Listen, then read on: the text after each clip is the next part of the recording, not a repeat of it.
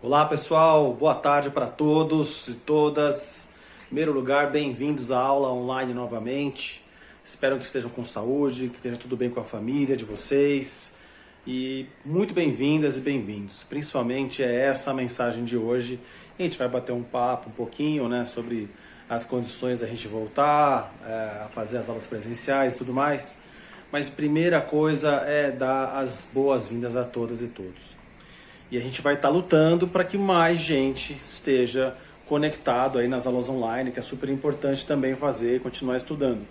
O importante é você estudar, o importante é você ler, seja presencialmente, seja online, o importante é você estar ligado no que está acontecendo na escola e você se aprofundando nos seus estudos.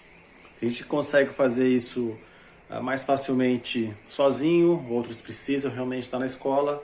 A gente sabe que é difícil nesse momento, mas o estudo é uma coisa muito individual. Então, primeira coisa que eu vou, além de falar bem-vindo e bem-vinda, é que o estudo é muito também um trabalho feito individualmente, por vocês mesmos. Então se esforcem, no YouTube tem muita informação, além das nossas aulas, né, online, o Classroom e tudo mais, mas todos os assuntos, se você tiver uma conexão com a internet, um dispositivo, você consegue se aprofundar nele, né? Indo atrás e tudo mais. Também conte comigo se eu puder te ajudar a localizar onde estão os assuntos que te interessam. Pode dar um toque aí, a gente conversa também.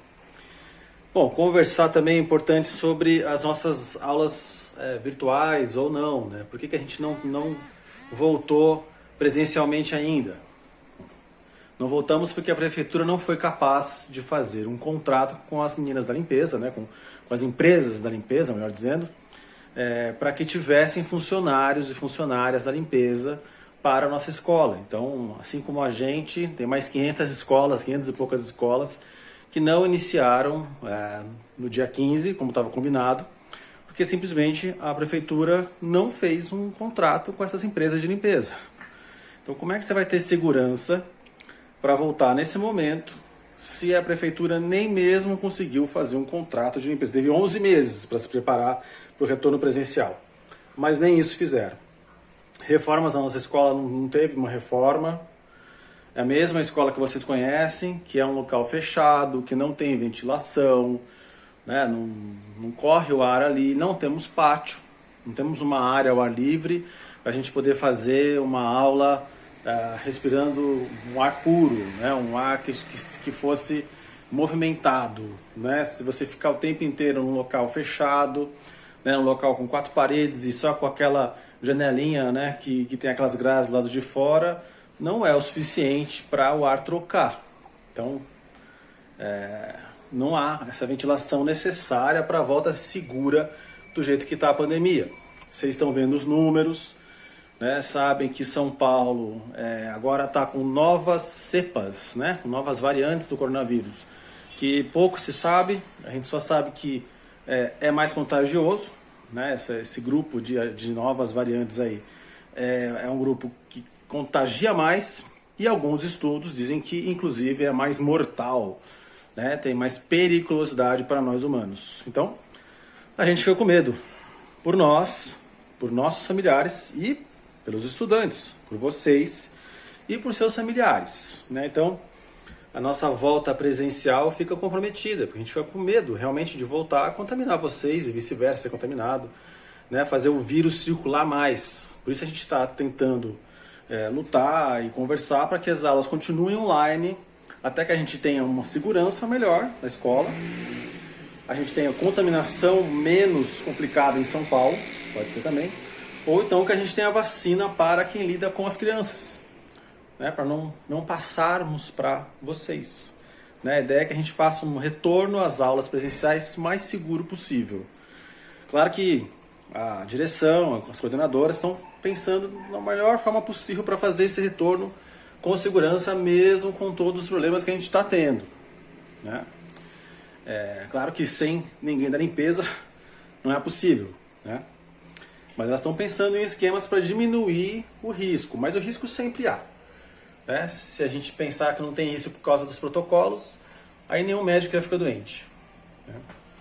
Bom, Também seria legal de fazer uma reunião com os pais, conversar com vocês, com a comunidade, olho no olho, explicar por que a gente não quer voltar presencialmente ainda, que a gente quer trabalhar sim. Aliás, nós somos contra a aula à distância, né? Nós todos somos contra, a gente gosta de aula presencial, olhar na cara do aluno, ver como é que ele está, mas desse jeito, com a contaminação que está, com as novas variantes de vírus, com a pouca ventilação que há lá na escola e com nenhuma chance da gente se vacinar antes, a gente pensa que a aula presencial é perigosa nesse momento, né? Você pode concordar, pode discordar, fica à vontade também.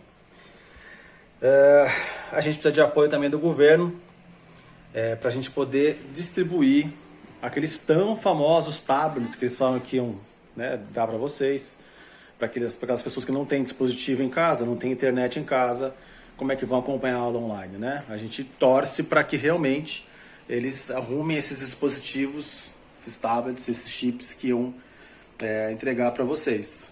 Tomara que isso realmente aconteça, né?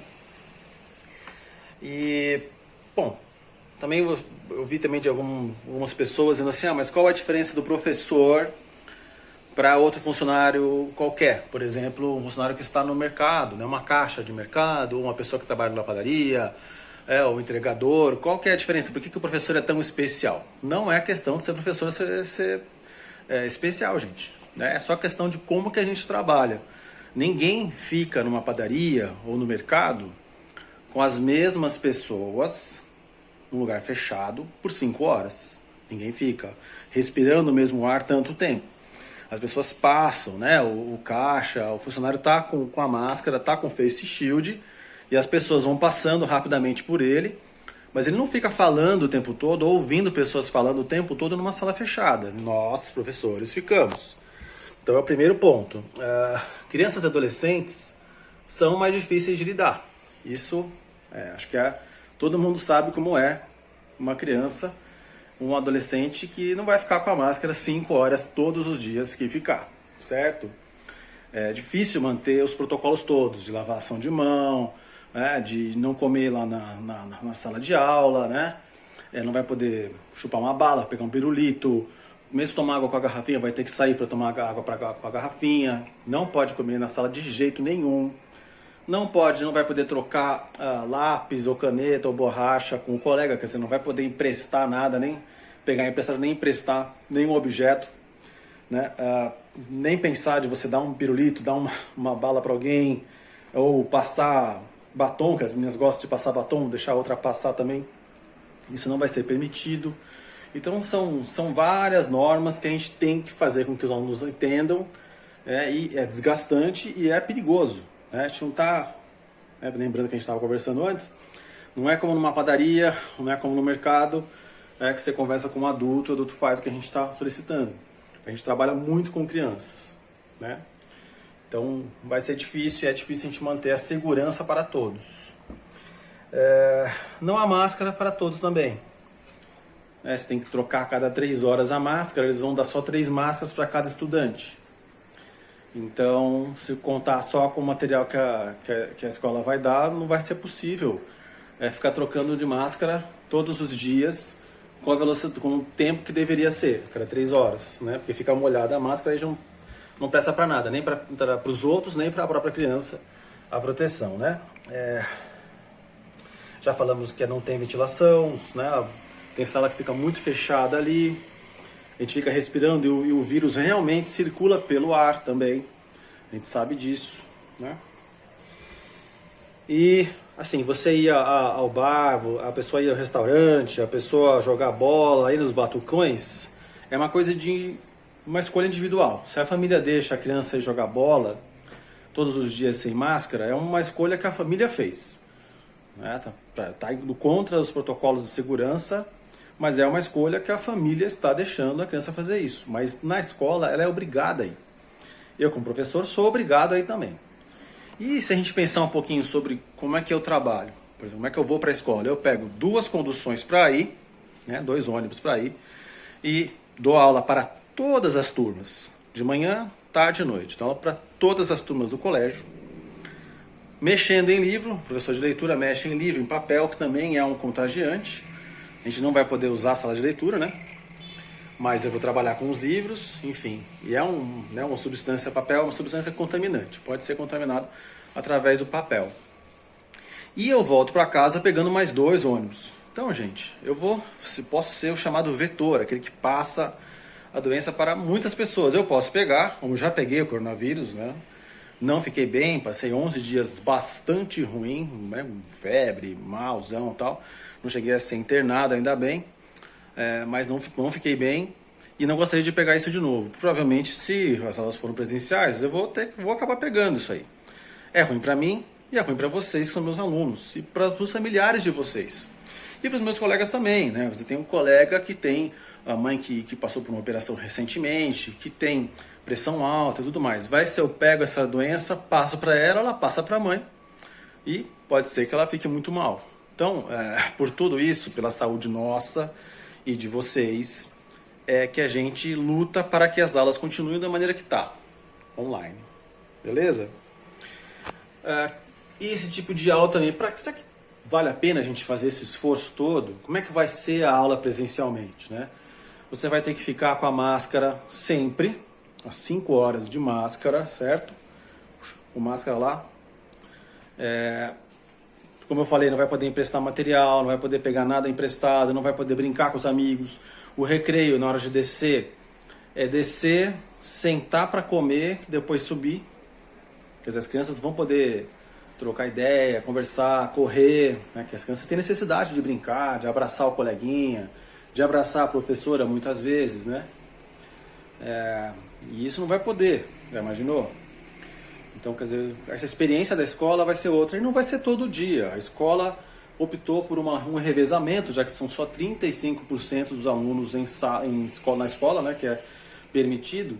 Então, cada turma vai por uma semana inteira e fica outras 3 semanas em ensino online. Então, mesmo que você queira voltar presencialmente, entenda que você vai fazer 3 semanas de ensino como esse, ensino online, e apenas uma semana inteira de ensino presencial. Então, esse é o retorno às aulas, né? Não vai voltar como 2019. Sacou? Vale a pena isso?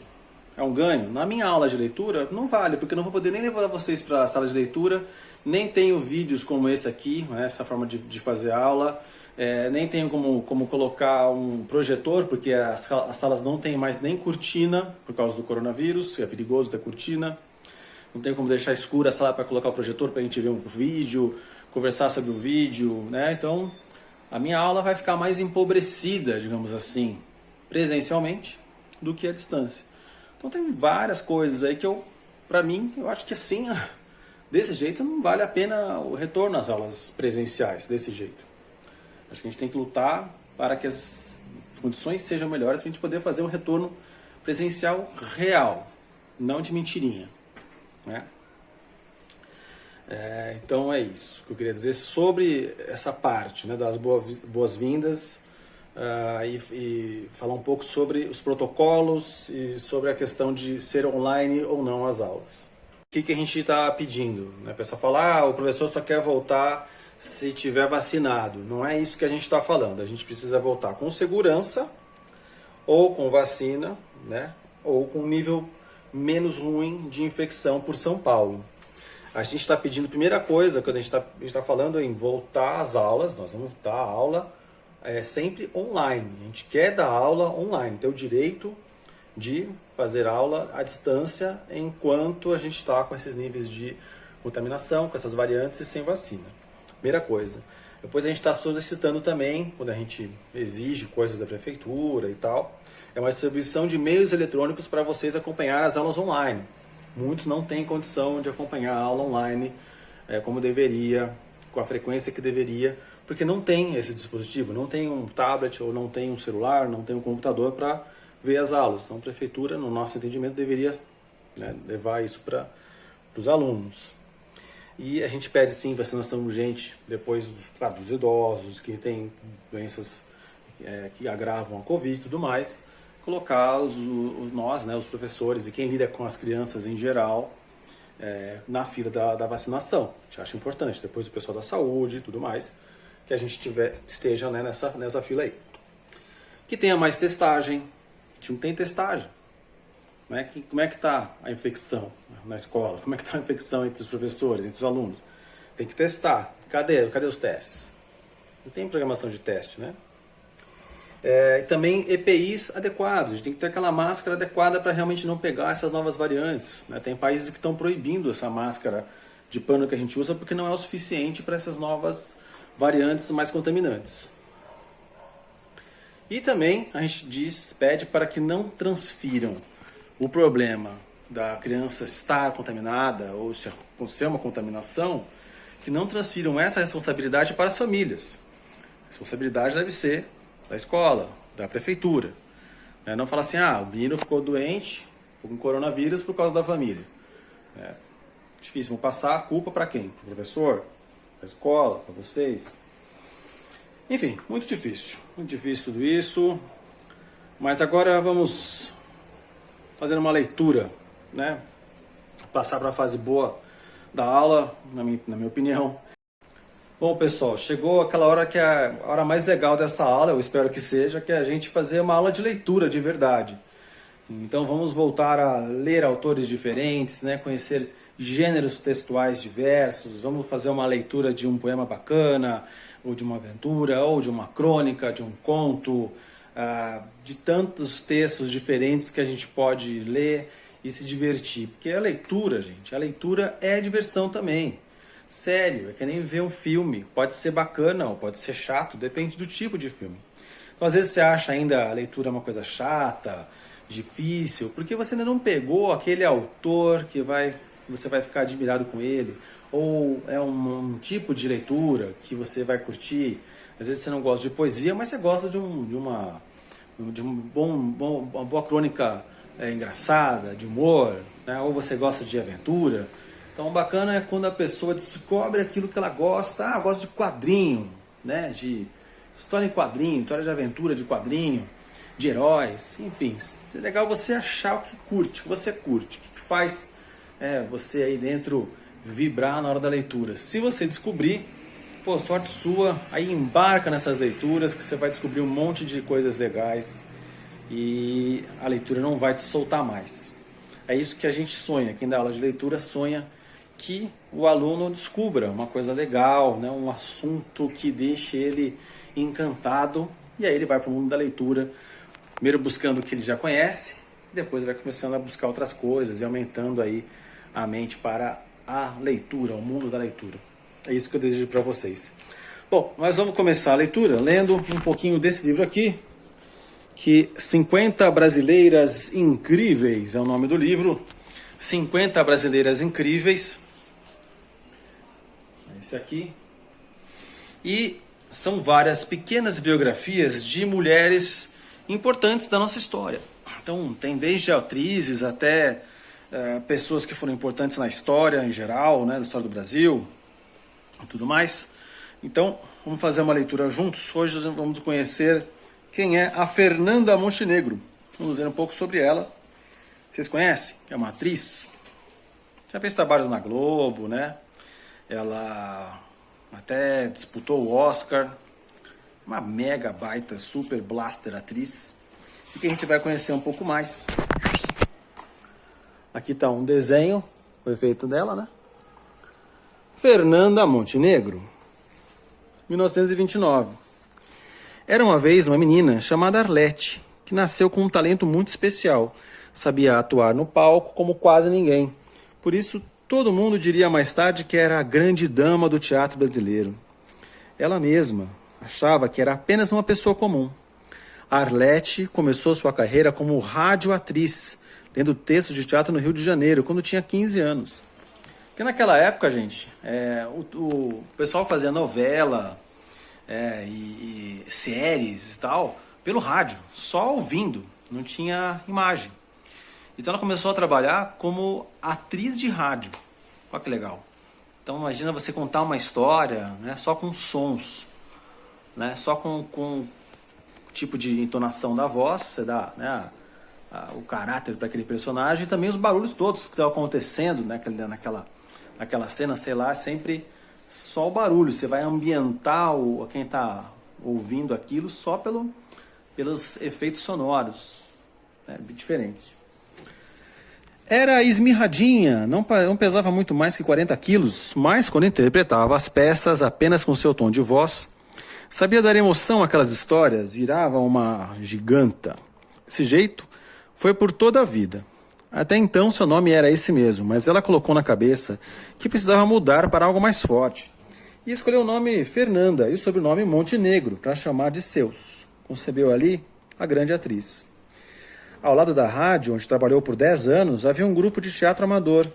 E lá foi parar Fernanda, conheceu seu marido Fernando Torres, com quem foi casada a vida toda, e construiu uma família do mundo das artes. Na época, para aprender, Fernanda via peças amadoras sem parar.